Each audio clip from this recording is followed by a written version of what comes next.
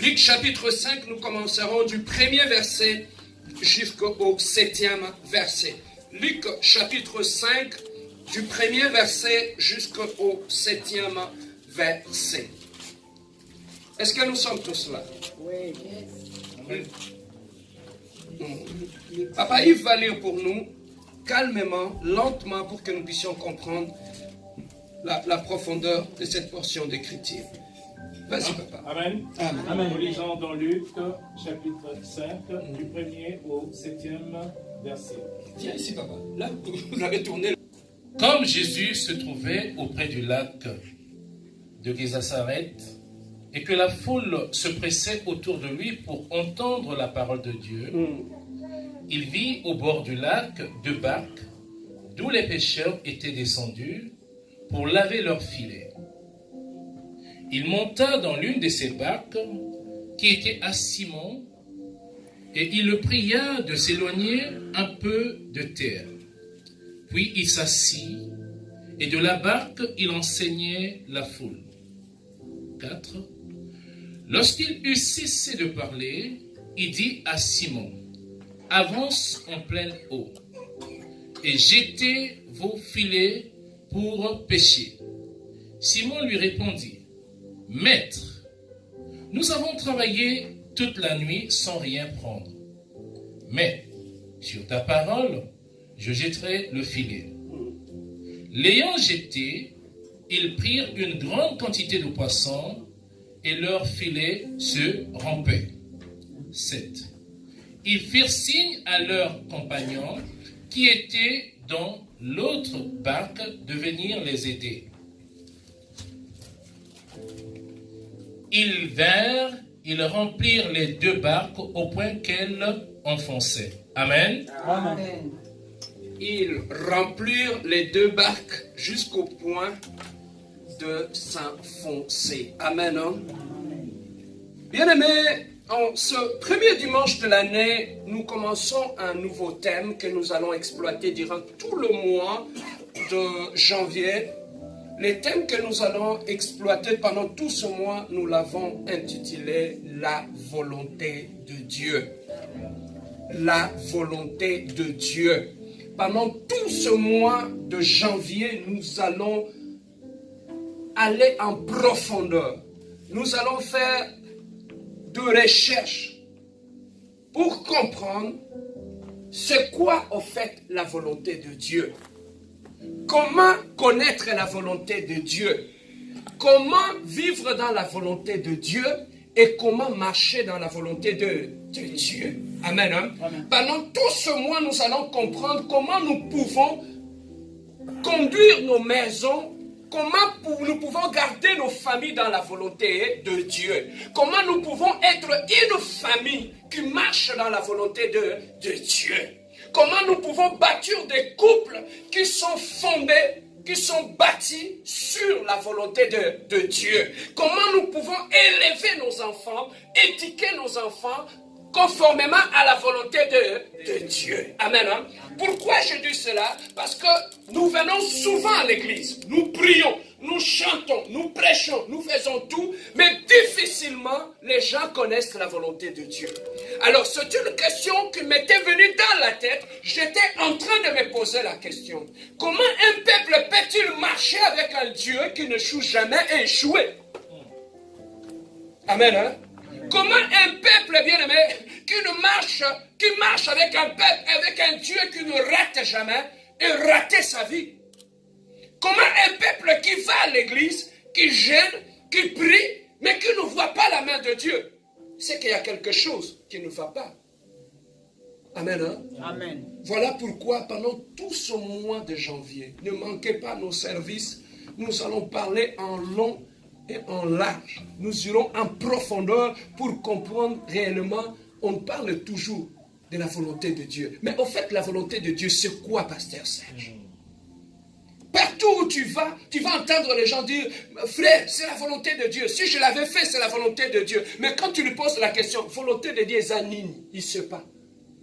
Oh non, c'est seulement ça. C'est ça la volonté de Dieu. Mais la volonté de Dieu, c'est quoi? Mais c'est la volonté de Dieu. Non, non. Mais la volonté de Dieu, c'est quoi? Pendant tout ce mois, nous irons chercher d'abord à comprendre la volonté de Dieu. Alors, bien-aimé, lorsque un homme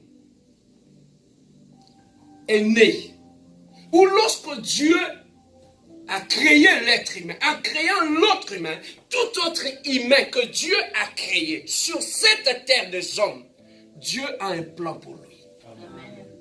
Tu ne peux pas exister sur cette terre des hommes. Dieu ne peut pas permettre que tu puisses naître sur cette terre des hommes et qu'il ne puisse pas avoir un plan pour toi. Dieu, c'est un Dieu d'ordre. Dieu, c'est un planificateur. Dieu, c'est un bon père. Lorsque nous rentrons dans les Écritures, nous voyons Dieu agir depuis le commencement de toutes choses. Avant de créer Adam et Ève, Dieu avait créé d'abord le jardin. En créant le jardin, Dieu savait qu'il allait créer Adam et Ève. Dieu ne les a pas créés et les a, entre guillemets, foutus dans le néant. Dieu avait d'abord commencé par créer l'environnement et ensuite il a pris Adam et Ève, il les a placés dans cet environnement et cet environnement était bien organisé. La nature était là, le flair était là, les eaux étaient là. Dieu n'avait pas placé l'être humain dans un chaos. En créant l'être humain, il les a placés dans un environnement qui était bien structuré, bien organisé. Amen. Quand tu vas dans l'eau, les poissons respectaient les règles de la nature. Quand tu vas dans la forêt, les lions qui sont là respectaient. Il y avait des carnivores, il y avait des herbivores, il y avait d'autres qui vivaient dans le zoo.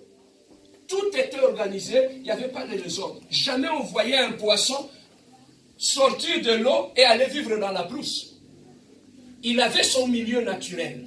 Donc tout était organisé, c'est que Dieu, c'est un Dieu d'ordre. Est-ce que quelqu'un peut dire un Dieu d'ordre? Alors comment un Dieu qui a organisé les choses peut-il créer un être humain ou permettre qu'un être humain puisse être créé sans qu'il puisse avoir un plan pour lui? Il nous dit dans sa parole, je le vois encore, il nous dit, si vos parents sont capables de vous donner du pain, à combien plus forte raison, moi, Dieu? Amen. Hein? C'est qu'on a un Dieu qui est responsable. On a un Dieu qui est planificateur. On a un Dieu qui sait pourvoir même aux besoins de son peuple. Alors voilà pourquoi, bien aimé, dans la Bible, pour comprendre le Dieu que nous adorons, que c'est un Dieu d'ordre, papa, même avant de donner Ève à Adam, tu sais que lui avait d'abord donné le jardin. Dieu n'avait pas donné Ève à un homme qui était irresponsable. Amen. Il a dit à Adam, je te donne ce jardin, tu vas gérer le jardin. Amen. Donc Adam, c'était quelqu'un qui était responsable. Amen. Hein? Amen. Donc avant de lui donner la femme, il lui a d'abord donné un travail, il a fait de lui un responsable. Amen. Voilà comment il y a un Dieu d'ordre. Amen. Hein? Amen. Alors ce Dieu-là, je dis toujours, entre guillemets, à mes jeunes frères, avant d'avoir une femme, cherchez d'abord à avoir un jardin. Amen, papa. Amen.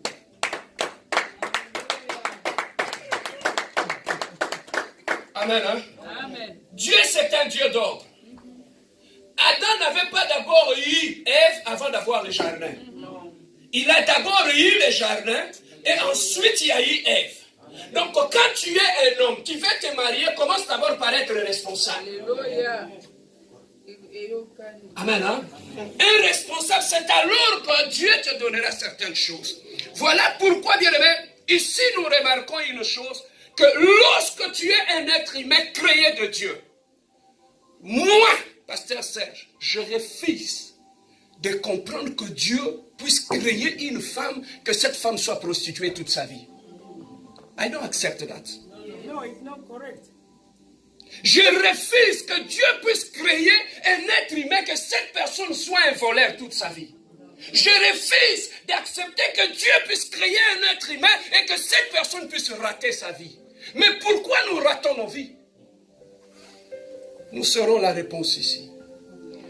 Bien-aimé, sache que tout celui qui est né à la maternité, dès qu'un enfant sort des entrailles de sa mère, sache qu'il y a un plan de Dieu sur la vie de cette enfant. Même l'enfant que tu as dans ta maison, sache que dans la vie de chaque enfant, il y a un plan de Dieu. Amen. Pourquoi nous échouons dans l'éducation de nos enfants? C'est parce qu'en tant que parent, tu ne cherches pas d'abord à savoir quel est le plan de Dieu pour mon enfant. Amen. La réussite dans l'éducation d'un enfant commence d'abord par savoir quel est le plan de Dieu pour mon fils. Lorsque je saurai quel est le plan de Dieu pour mon fils, c'est alors que je vais travailler ensemble avec Dieu pour élever... Alléluia, alléluia, alléluia, alléluia. Est-ce que je parle à quelqu'un ce matin? Amen. Il faut qu'on ait la compassion. Amen. Amen, hein? Amen. Alors, il faudrait d'abord connaître la volonté de Dieu. Même lorsqu'on dit, je marche par la foi, je suis un homme de foi, je marche par la foi. Mais ta foi est basée sur quoi? Il faut d'abord connaître la volonté de Dieu pour ta vie. C'est alors que tu vas placer ta foi sur le plan que Dieu a pour toi. C'est alors que tu commenceras à voir le succès dans ta vie. On place notre foi sur un plan qui n'est pas le nôtre. Voilà pourquoi nous sommes au salaté. Est-ce que je peux avancer? Amen. Bien-aimé dans le Seigneur, la vraie paix sur cette terre des hommes, tu ne l'auras pas lorsque tu auras des millions dans la banque. Amen. La vraie paix, tu l'auras. Tu sais quand? C'est lorsque tu découvriras la volonté de Dieu pour ta vie. Amen. Lorsque tu découvriras le plan de Dieu pour ta vie, c'est alors que le bonheur va commencer dans ta vie. Amen. Tu peux avoir des millions dans ta vie, tu peux avoir des millions dans la banque, mais si tu n'es pas dans la volonté de Dieu, cet argent ne te servira. Amen. Amen. Est-ce que je peux avancer? Amen. Bien-aimé, la volonté de Dieu, la vraie paix, le vrai bonheur commence lorsque d'abord tu découvres le plan de Dieu dans ta vie. Amen, hein? Amen. Alors, ici, on nous dit dans ces versets, Pierre était en train de pécher. Toute la nuit, il a péché, il a cherché du poisson. Il avait de l'expérience. Il avait péché toute la nuit, mais la Bible nous dit qu'ils n'avaient rien trouvé. Et le matin, ils étaient fatigués. Comme ils n'avaient rien trouvé, ils ont commencé à nettoyer leur filet. Et subitement, ils voient un monsieur qui sort de nulle part. Il les approche. Il dit, comme j'aimerais bien que vous puissiez me donner une de vos barques, je vais l'utiliser. Pierre a dit, il n'y a pas de problème, prends la barque. Jésus-Christ a pris la barque, comme il y avait de foules qui l'écoutaient, comme il ne pouvait pas, là où il était, parler pour que tout le monde puisse l'écouter. Il a pris la barque de Pierre. Et on a poussé la barque jusqu'au dans les eaux, au milieu. Tu sais pourquoi? Parce que les gens étaient dans le rivage, tous étaient là. Lui, il devait aller dans l'eau. Tu sais pourquoi? Parce que quand il va commencer à parler, le vent va mener l'écho jusque là où les gens étaient. Parce qu'il s'est dit, si je suis dans l'eau, je suis dans le sens opposé du vent. Ma voix n'ira pas là-bas. Donc je dois être dans le sens du vent pour que le vent amène ma voix vers là où il y a des gens. Donc voilà pourquoi il devait prendre la barque et aller au milieu des eaux pour commencer à parler, pour prêcher les gens qui étaient là. Jésus-Christ a utilisé la barque, il a prêché aux gens qui étaient là, et jusqu'à ce qu'à la fin, il a dit, prenez la barque, prenez vos filets, allez dans les eaux profondes. Avancez dans les eaux profondes. Papa, je vais ouvrir une parenthèse. Dieu ne peut pas utiliser ce que tu as et ne pas te bénir. Dieu ne peut pas utiliser ce que tu as. Dieu ne peut pas utiliser ton argent. Il ne peut pas utiliser tes biens, ta voiture, ta maison, sans pourtant te récompenser. Il avait utilisé la barque de Pierre. Pierre ne lui avait rien demandé. Mais en utilisant la barque de Pierre, il connaissait le besoin de Pierre. Amen. Amen. Hein? Bien aimé. Et ton argent, lorsque ton argent sert ton Dieu, il y a toujours une récompense. Il y a beaucoup de gens qui viennent à l'église, qui servent Dieu. Mais tu sais pourquoi tu es pauvre? Parce que ton argent ne sert pas ton Dieu. Tu l'adores bien. Tu viens à l'église. Tu chantes pour ton Dieu. Mais ton argent ne sert pas ton Dieu. Est-ce que ton argent sert ton Dieu? Regarde ton voisin, pose-lui la question. Beaucoup de gens sont chrétiens, mais leur argent est encore païen. Amen. Hein? Amen. Voilà pourquoi, bien-aimé, tout ce que tu mets au service de Dieu, tout ce que tu sèmes dans l'œuvre de Dieu, Dieu finit toujours par récompenser cela. Amen. Hein? Voilà pourquoi moi, dans ma vie, je n'hésite pas. À moins que je ne puisse pas l'avoir. Mais si j'en ai, quand il y a un besoin dans la maison du Seigneur, je mets ma main dans la poche et je le bénis. Amen. Tu sais pourquoi?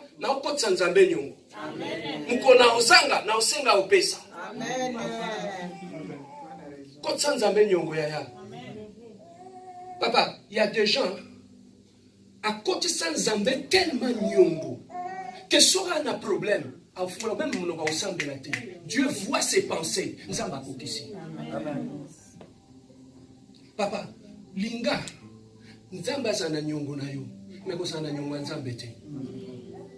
voilà pourquoi, bien aimé, n'hésitez pas. Le grand secret pour être béni, ça se trouve là. Laisse Dieu utiliser ta barque et tu verras le reste. La Bible nous dit, ils étaient dans le besoin. Ils avaient cherché. Mais Dieu a dit, après avoir utilisé la barque, il a dit, prenez vos filets, allez dans les eaux profondes. La première des choses, c'est là.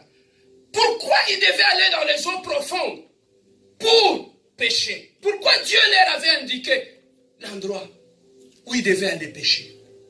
C'est que nous comprenons, Jésus-Christ, la première des choses, pourquoi Pierre avait été béni? Ils avaient eu des poissons et des poissons que même le filet commençait à se rompre. La première des choses, quel était le secret? Le premier secret, il avait pris Jésus, il avait mis dans sa barque.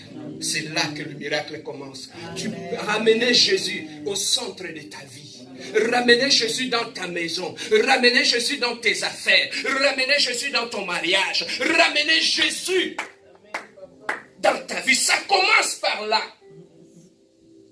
Il n'avait pas donné la barque à Jésus. Tout simplement. Mais il avait amené Jésus. Il a dit, viens, monte dans ma barque. Est-ce que Jésus est-il dans ta barque ce matin? Cette nouvelle année qui commence, est-ce que Jésus est dans ta barque? Et nous comprenons une chose. Dans une barque où Jésus se trouve, tu ne manqueras de rien. Parce que celui qui pourvoit. Parce que tu marches avec un Dieu qui pourvoit aux besoins. Amen. Hein? Il avait d'abord pris le grand secret de la bénédiction de Pierre. Il a commencé par là. Il a pris Jésus, il l'a ramené dans sa barque. Bien aimé, si aujourd'hui dans nos vies, dans nos projets, dans nos mariages, nous avons des problèmes. On vient à l'église, c'est bien, on prie bien. Mais I have just one question. Est-ce que Jésus-Christ est-il dans ta vie? Tu peux prier, mais Jésus n'est pas là. Tu peux prier, mais Jésus n'est pas dans ta maison. Tu peux prier, mais Jésus n'est pas dans ton mariage. La première des choses, c'est d'abord te rassurer. Est-ce que Jésus-Christ est là? Papa, Moïse, il voulait partir. Il a dit à Dieu, Seigneur Dieu, tu veux qu'on puisse aller avec ce peuple. Mais on te demande une chose. Rassure-nous que tu vas être présent avec nous. Rassure-nous que nous allons monter avec toi. Parce que Moïse, il a vu la grandeur de la tâche qu'il avait. Il a dit, je ne pourrai pas le faire seul. J'ai besoin d'avoir un Dieu à côté de moi. Est-ce que cette année, tu l'as commencé avec Dieu? Est-ce que Dieu est présent? Alors là, il a ramené Jésus-Christ dans sa barque, la première des choses. La deuxième des choses qui avait amené le miracle dans la vie, la deuxième des choses qui avait amené le miracle dans la vie de Pierre, l'écoute. Quand Dieu a dit, Pierre, allez dans les eaux profondes, Pierre avait d'abord écouté. Et qu'est-ce que Pierre avait écouté? C'était la recommandation de de Dieu. Amen. Hein? Il avait écouté la recommandation de Dieu et il avait, après avoir écouté la volonté de Dieu, Pierre avait obéi à la volonté de Dieu. C'est que là où il y a l'obéissance, il y a toujours un miracle. Partout où il y a l'obéissance, il y a un miracle.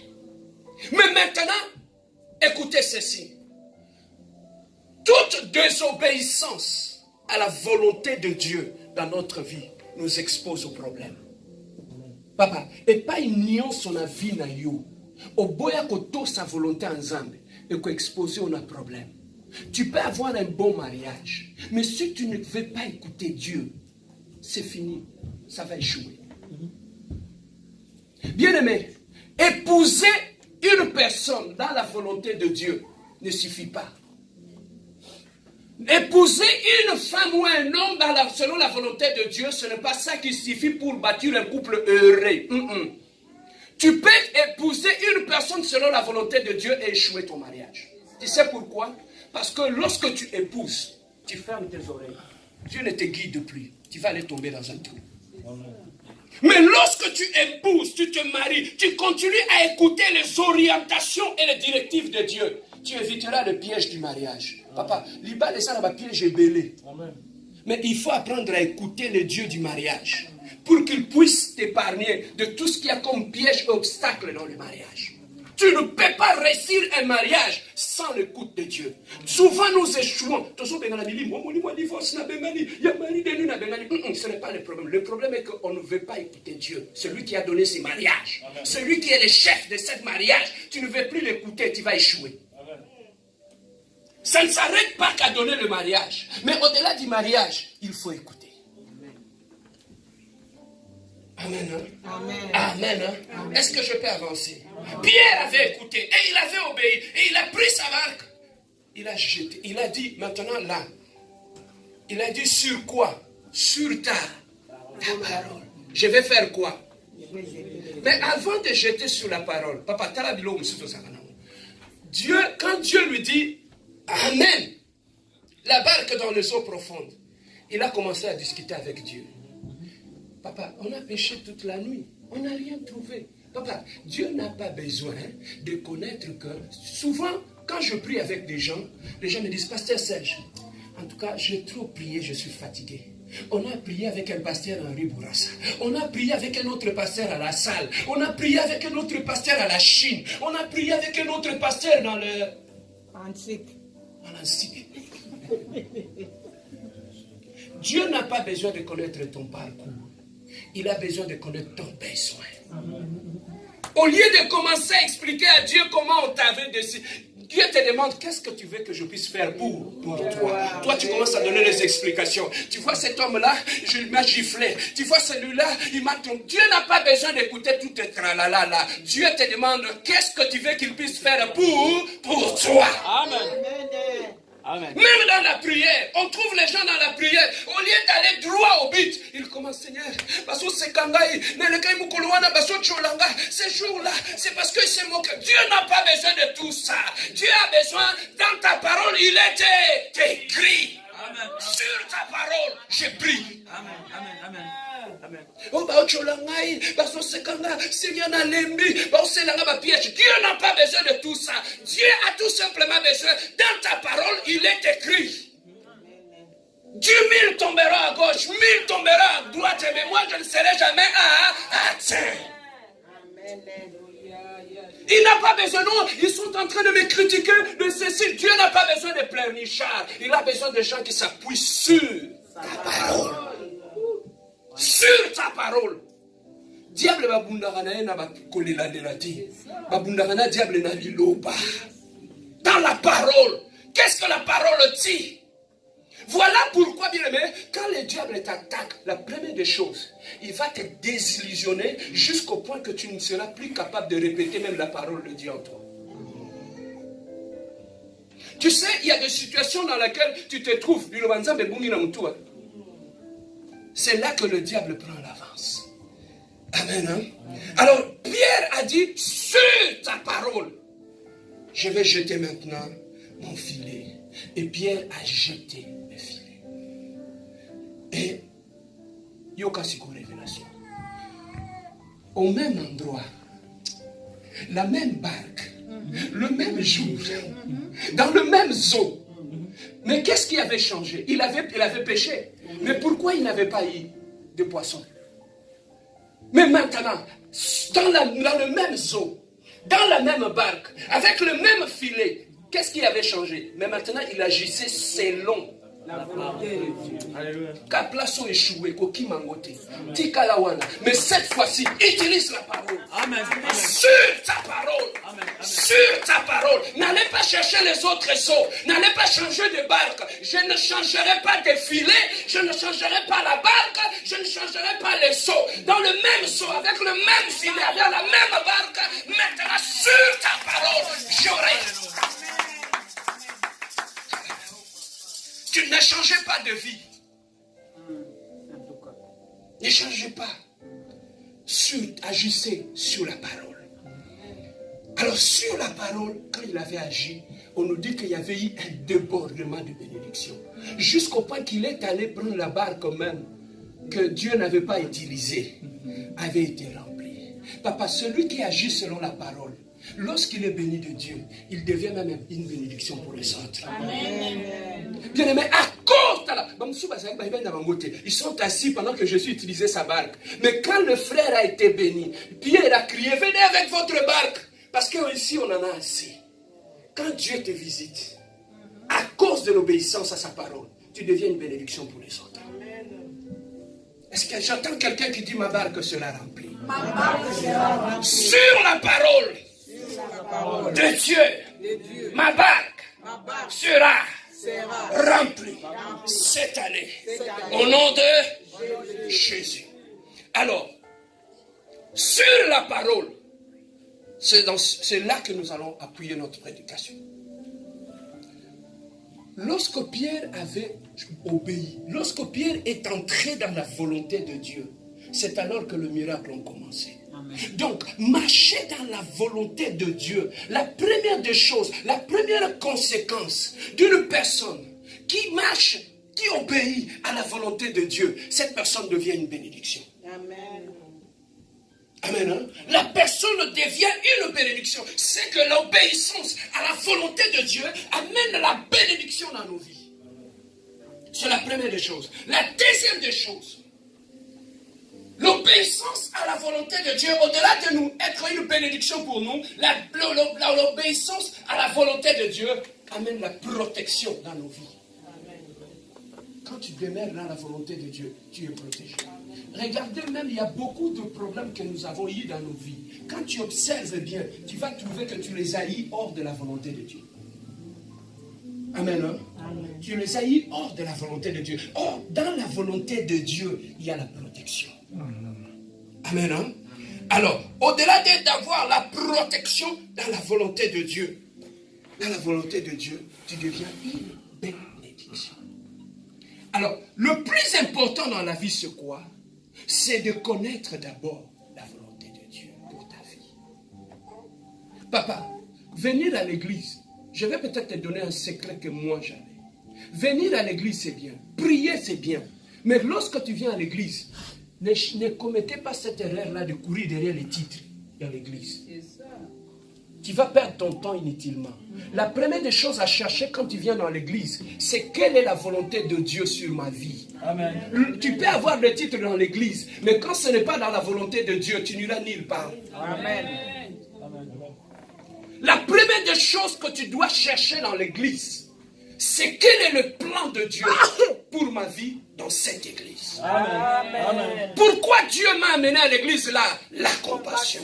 Lorsque tu le sauras, tu ne vas pas le forcer. Dieu lui-même va commencer à t'élever. Amen. Bah, tu vas forcer dans ma ensemble. C'est parce qu'ils ne connaissent pas le plan de Dieu pour sa vie. Ils commencent à tâtonner. Ah, que de côté, bah, tu vas jouer ma bé. Ah, que de côté, la caméra pas frère joli ma bé. Ah, que de côté, la pasteur César place ma bé. Il convient touche à tout. Pourquoi? Parce qu'il ne connaît pas le plan de Dieu pour sa vie. Mais lorsque celui qui connaît le plan de Dieu pour sa vie, papa, tu vas t'asseoir sur le banc et Dieu va t'élever. Bien aimé, je vais vous relater une histoire. Quand je suis arrivé ici, moi j'ai cette habitude-là quand j'arrive quelque part, c'est très difficile de m'entendre que je puisse me présenter que je suis pasteur. Je suis normal comme tout le monde. Pourquoi, quand je suis arrivé ici, on m'a amené dans une église. Je suis parti dans cette église-là. Je vais vous montrer.